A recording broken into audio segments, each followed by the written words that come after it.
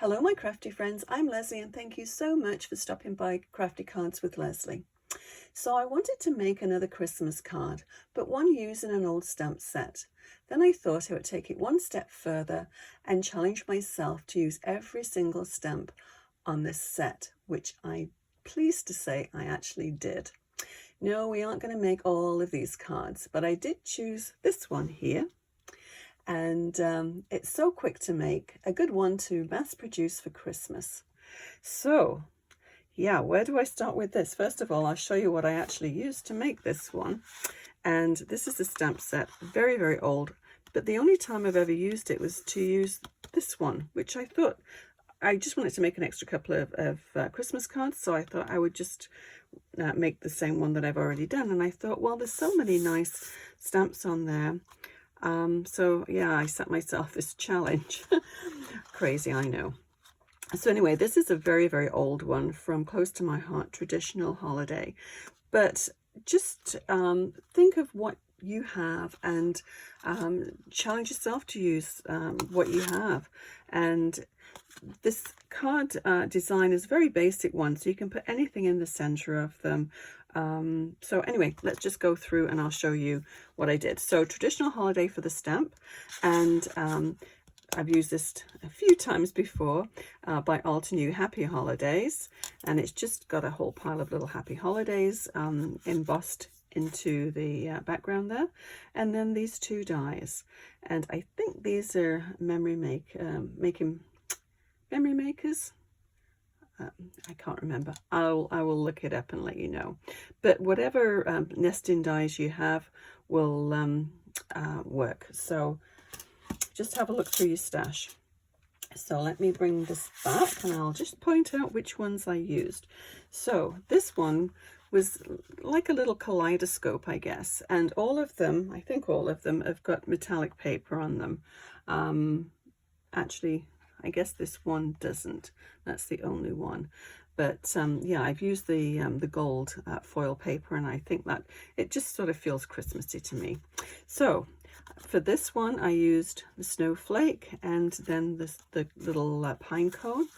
And then I was sort of running at a bit of a, I just could not think what to do with this little corner one.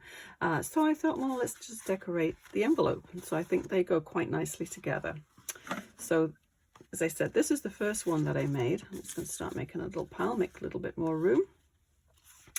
And just very simple, I stamped it in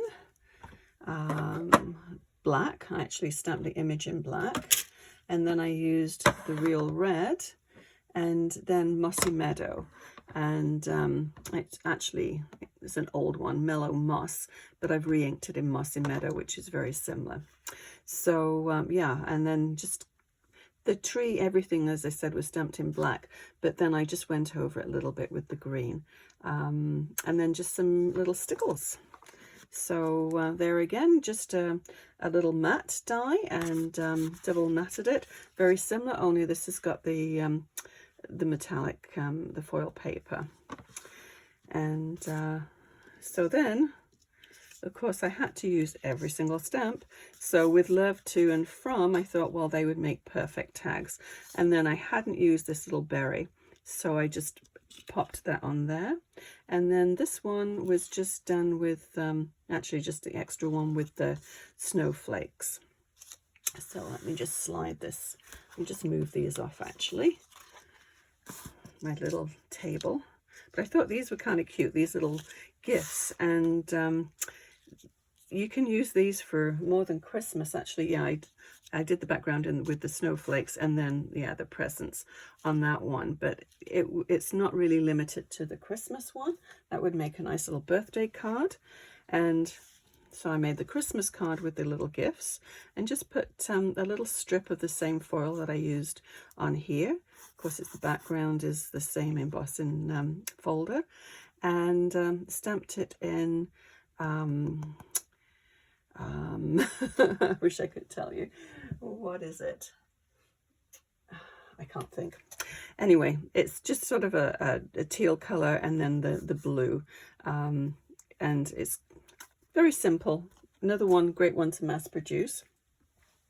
So this one is the snow globe, and as I said, I hadn't used any of these before, but this was very quick and easy, and I fussy cut them all because I don't know whether this originally came with a die, but I didn't have the die. So I just fussy cut them all. They're very simple shapes, so not a hard one to do. But then, of course, I hadn't used this one, and it's quite a fussy sentiment. And I did try and fussy cut it, and it didn't really work too well. So I thought that would be nice for the back of the envelope. So that's what I did with that. And the foil again for that, and the nesting dies. So this one I think is really pretty, and I haven't actually put the back on any of these because I thought I'd just show you how I just cut each one out and then just layer it up. I'm a big believer in not covering all of the using all of the paper just as background. If you can cut it out and sort of cover it up so nobody can see what you've done on the back, why not do it? So this one I think is really pretty, and obviously that's the poinsettia one there. And then the little boughs, this one here. And I just stamped those in the Mossy Meadow. And this is just all stamped it in black. And then I just took my blending brush and some real red ink and started off quite hard in the middle, and then just worked out. And then the outer part of the flower, I just added the Mossy Meadow just to soften it up. And then so I cut two out. So on the main one I cut for the background, bumped that up, and then cut the sort of the inner part here out and did that in just solid red and more faded, and then stacked them, so it just gives it that nice dimension 3D look. So that's the other one. So as I said, I used every single one, but this one is a very simple one, but I think it's quite nice. I quite like this one. I think it's probably my favorite, so that's why I picked it. But a great one to mass produce. And I didn't want you to have to sit and watch me cut everything out and stamp it. Very basic stamping. Stamped it all in the black, and except for the sorry, I didn't stamp. I stamped this part in the black, the warm wishes, and here we go. And then I just took my blending brush with a little bit of Mossy Meadow on, and then just went over the top of it. Same with this. This was stamped in Mossy Meadow. Just added a little bit of red pen for the berries, and then just fussy cut it. So I finished up with these. The candy canes I cut out, I stamped in real red. Don't want to come out. So very, very easy to cut out and very simple lines. So I cut them on the line because I'm just going to take my little finger dauber and just add some shading really to the edge. Just gives it a little bit more dimension. So it's just got black ink on these. Every once in a while I will re-dip them back into my ink pad. Let's get another one. I think that wants to be re-dipped. This is where your fingers get all black. That's okay.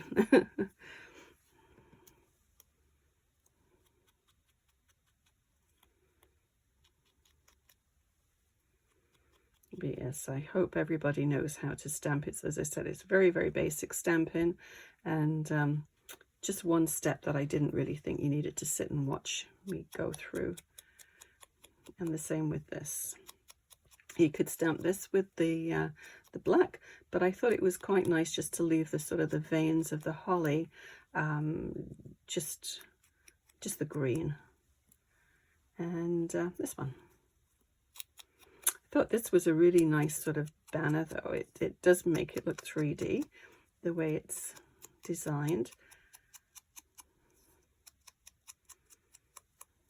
Okay, so that's all our little bits and pieces ready to go. So I'll bring in the card bits that I've already got cut out. Don't know if any of you have this one, but it is. I've had it for literally years and never used it. So a little tip, not what to do, is when you're using foil, just make sure you're plates, your cutting plates are paper free. I obviously had a little bit, I don't know if your camera's picking that up, had a little bit left on my plate, and of course it gets embedded into the foil paper, but fortunately that's going to go right over the top. So before we assemble the card, I'm just going to bring in my stamping platform, and we'll do a little bit of ink splattering, and then we can let this dry while we put the card together. So I'm just going to take the Mossy Meadow, add a little bit to the stamping platform. I'm just using this because it's easily wiped off. And then I need my little spritzer. This has just got water in it. And you can use a just a rubber stamp if you have one that's a splatter stamp, but I just wanted random splatters on this. So this works well, and it does dry quite quickly. And that's it, all done. So I'll just pop that down there to dry. Just clear up my mess. As you can see, I've been splattering with white. Didn't wipe it quick enough.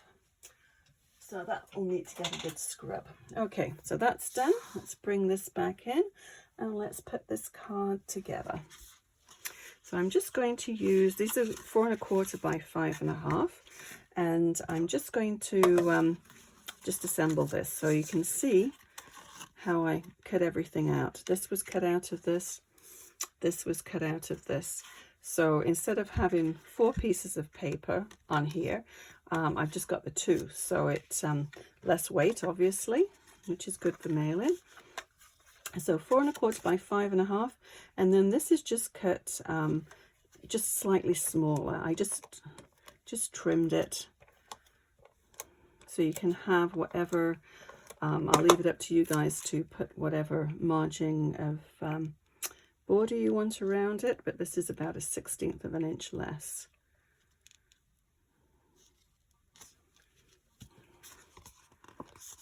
So very small. Actually, I need to take a little bit off the bottom there. As you probably heard me say before, I always cut my own cards, so sometimes they're slightly off. That's good. It's very easy to trim. Okay, so the next one to go on is this one, and it's just, I will give you the measurements of this top one just in case you're curious. So that basically is like 3 7/8 by 5 1/8. So it just gives you a nice little wider border. I like to vary the widths of the borders. With this one, I haven't mounted it obviously on a card yet, but that is, I don't think that one will have the border around. I think that's just going to be 4 1/4 by 5 1/2. So when you're doing, as I said before, when you're doing mounting anything with an embossing paper, just make sure you put lots and lots of either tape runner, I've gone off the edge there, tape runner or glue, because it tends to wave. It sort of leaves a little ripple in it if you don't get it perfectly covered.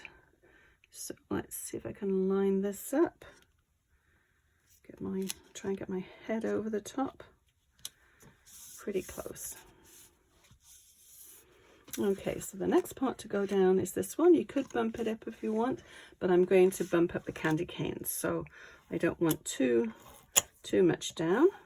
I'm going to put a little bit in the middle there, and we'll center that so it covers up all of the little bits that have been die cut out. Just tilt that. I want to get it straight with the words. Okay. And I think this should be dry. Let's have a little look. Yeah.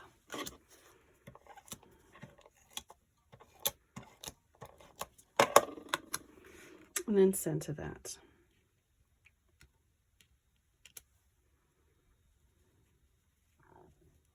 Okay. So the next thing I want to do is put all this on.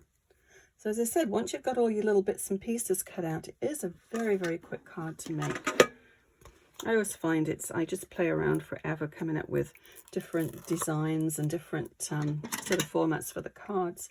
So once all that's been figured out, I think this is the easy part.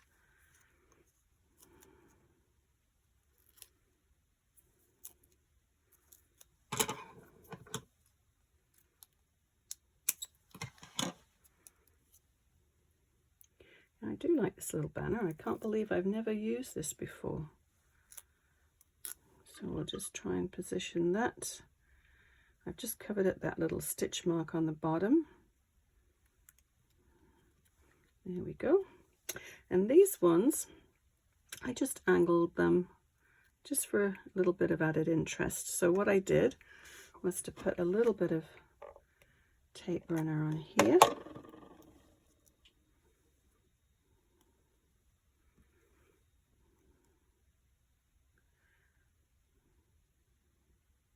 Put it a bit, yeah, that should fit on. There we go. And then I'm going to flip it over and then try and get this on. It's about the same width as this. It's a little bit sticking out over the top there.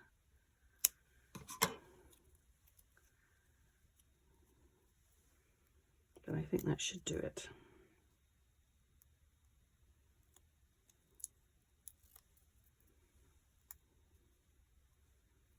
Okay, likes to stick to my fingers. So we'll just pop that down. It's a little bit taller than the one that I did before. Maybe I'll just tuck it underneath. I never make two cards the same. So this one's going to go round about there. Tried putting some ribbon on there, but I thought it was a little bit too much, so I just stuck with the little holly bit there. So I'm going to put tape runner in the middle, where it actually sits on the top of the candy cane, and then I'm just going to put a little bit on each side just to sort of give it something to rest on.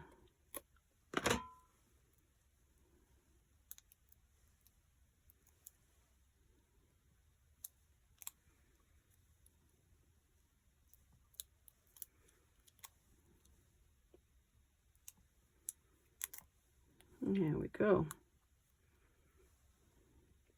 So I'll just pop it on about there. And that is our card all done. So as you can see, not a very long card at all to put together. Let me bring the other ones back so you can have another look at them. And stack those up. And these all need to have be mounted on cards, but I thought I'd just do them like that quickly so you can see them all on the tags. But I think that that present there make a great birthday card, and my favorite little trick with the Christmas tree on. So yeah, a good assortment of cards to add to my stash. I think I must be pretty close to finish. I have to count them and figure out how many more I've still got to do. Okay, well that's it for today. I will list everything that I used to make this card. I do like that one. And then if you enjoyed the video, please give it a thumbs up and really consider bringing out some of your old stamps and giving yourself a challenge as well. I always find it's, I always like to challenge myself. I might be kind of weird, but that's okay. And anyway, if you could give it a thumbs up, that would be great, and consider subscribing. That'll be fantastic. Until next time, happy crafting. Bye bye.